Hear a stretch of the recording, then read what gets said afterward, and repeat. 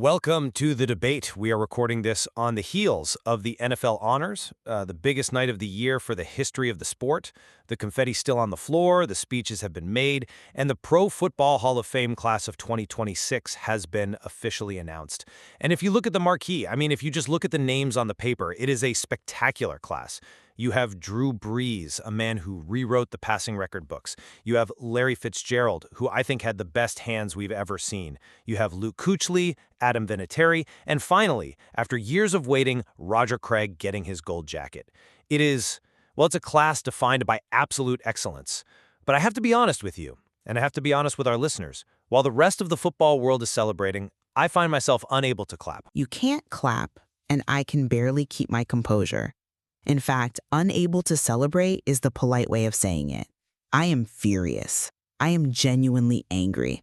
Because while we are sitting here praising the history of the game, the voters in that room have once again committed what I consider an unforgivable act of erasure.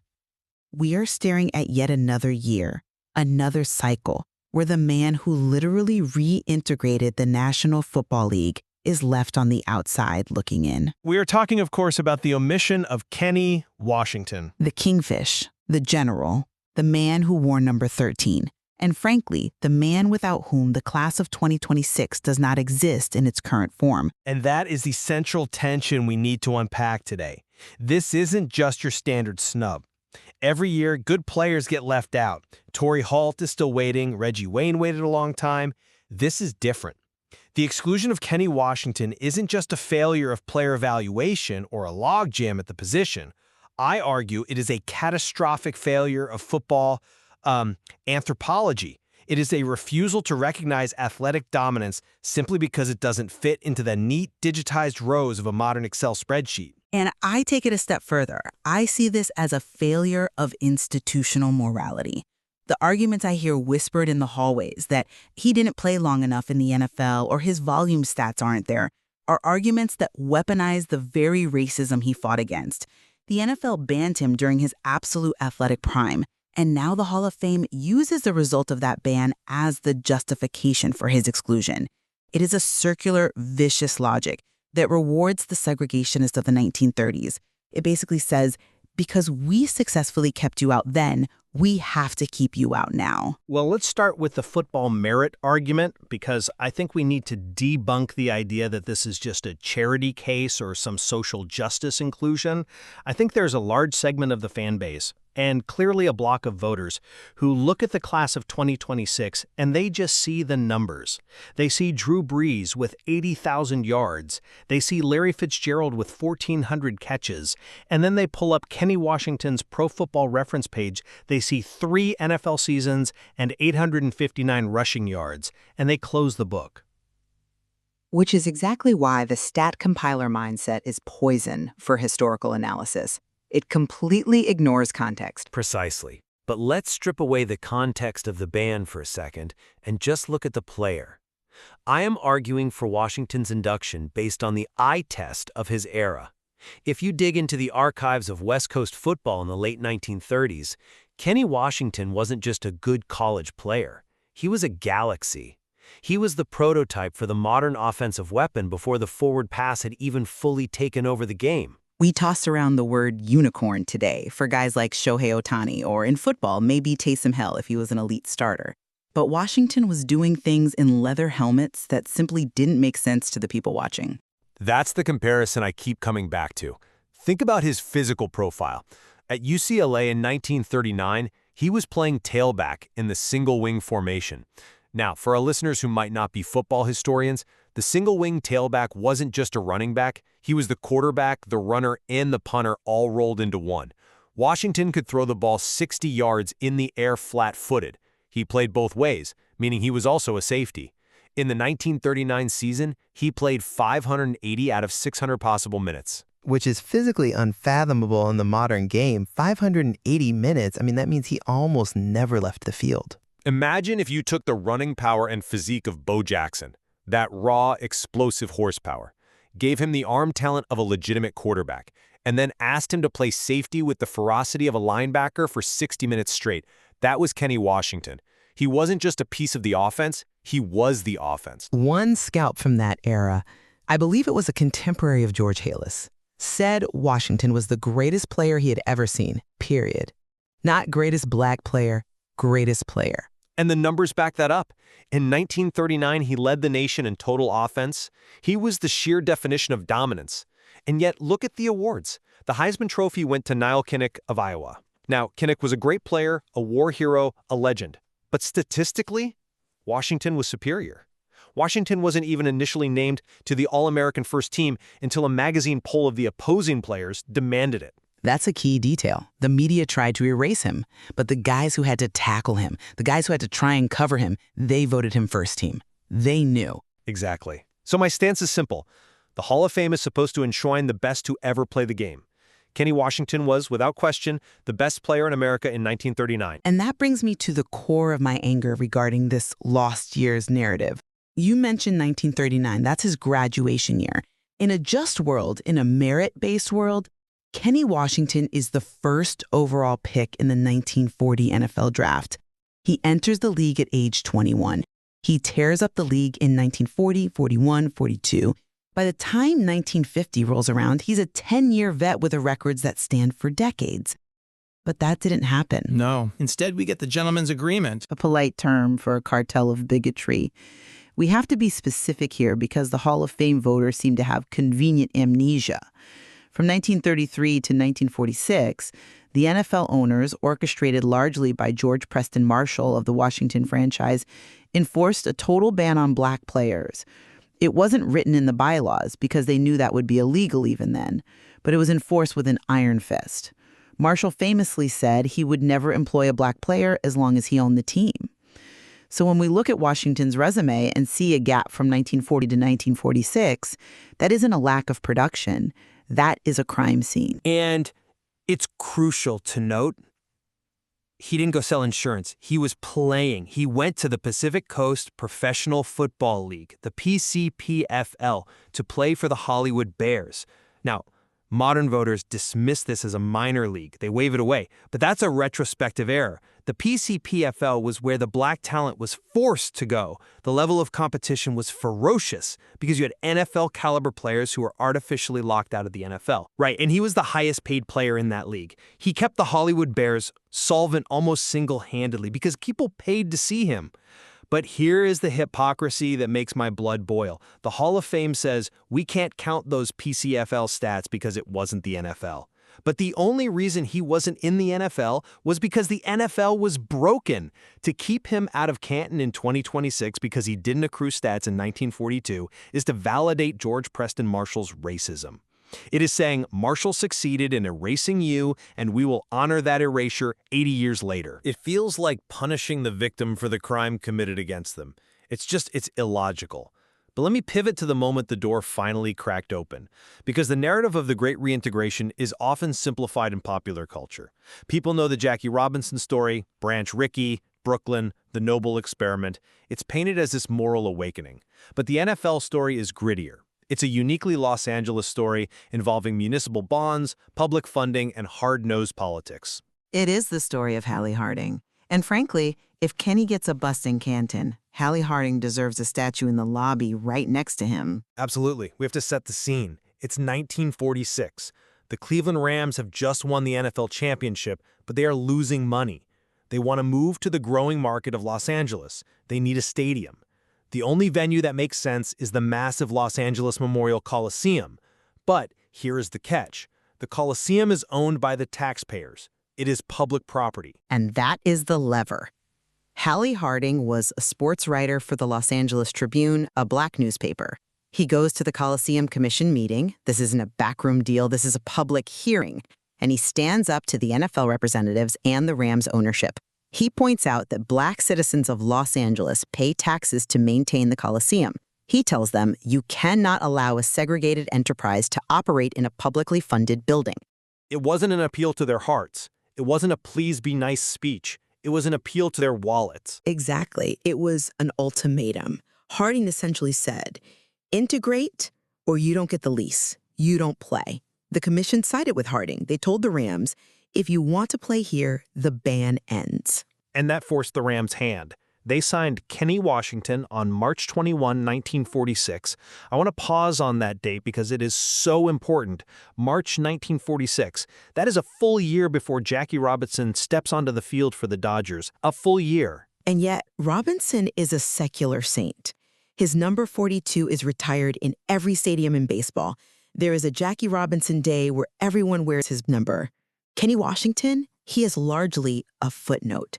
The NFL has done a terrible job of telling this story, perhaps because the story doesn't make the NFL look very benevolent.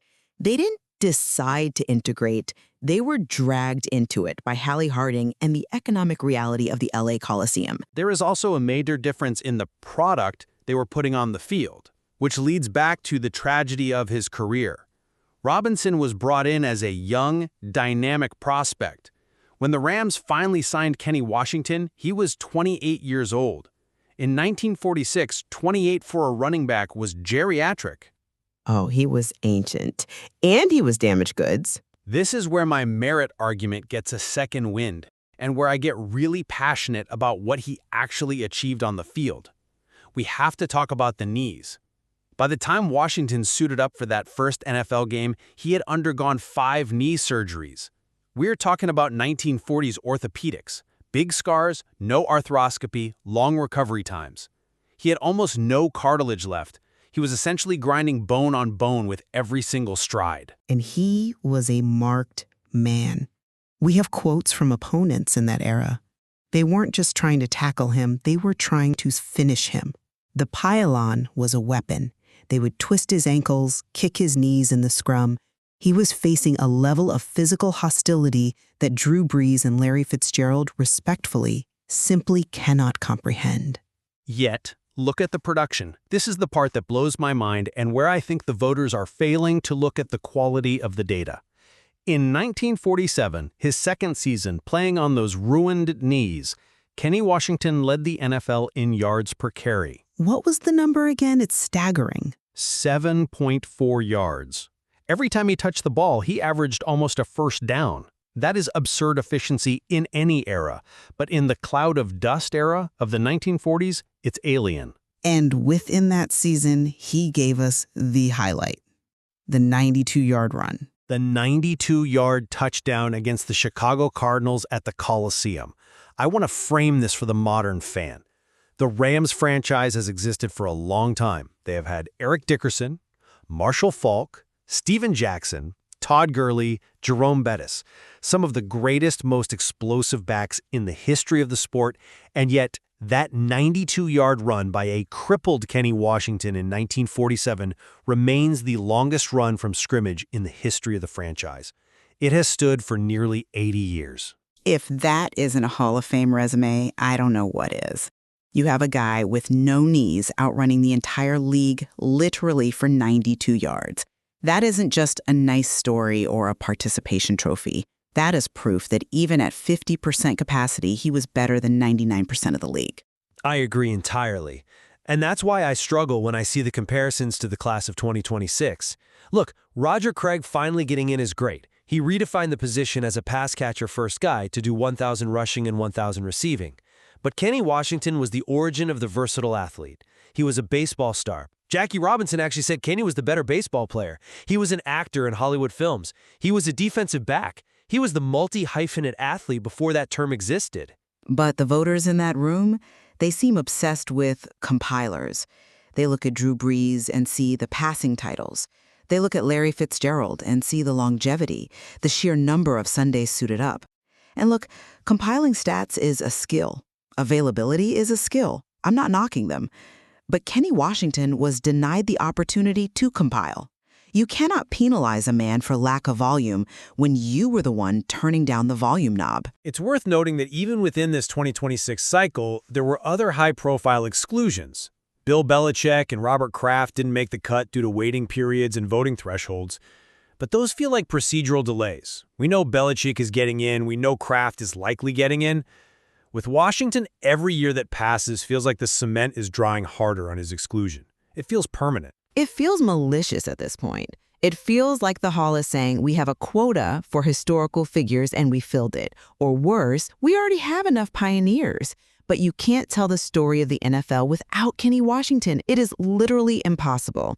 If you write the history of the NFL and skip Kenny Washington, you are skipping the moment the league actually became a national entity. There was a fascinating grassroots movement leading up to this vote that I think really highlights the disconnect between the keepers of the game and the public. The fifth graders. This is the part that gives me hope, but also makes the hall look terrible by comparison. Explain that for the listeners who missed it. There were students at Johnson City Intermediate School in New York, fifth graders. They were doing a civil rights project, looking at sports history. They connected the dots that the voters seemingly can't.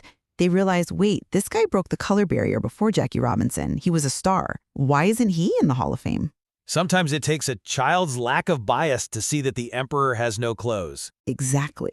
These kids launched a petition. They got thousands of signatures. They coined the phrase, Kenny ran so we could fly. They understood the lineage. The current generation of NFL players, who are predominantly Black, stand on the shoulders of Kenny Washington. Even his UCLA teammate, Woody Strode, who the Rams signed shortly after Washington, just to give him a roommate on the road so he wouldn't be killed. Woody Strode, who went on to be a massive movie star in Spartacus and Westerns. The low point of his life. He said, if I have to integrate heaven, I don't want to go. That's how bad the abuse was, the loneliness, the isolation. But they endured it, and that endurance is a Hall of Fame credential. You cannot separate the player from the context.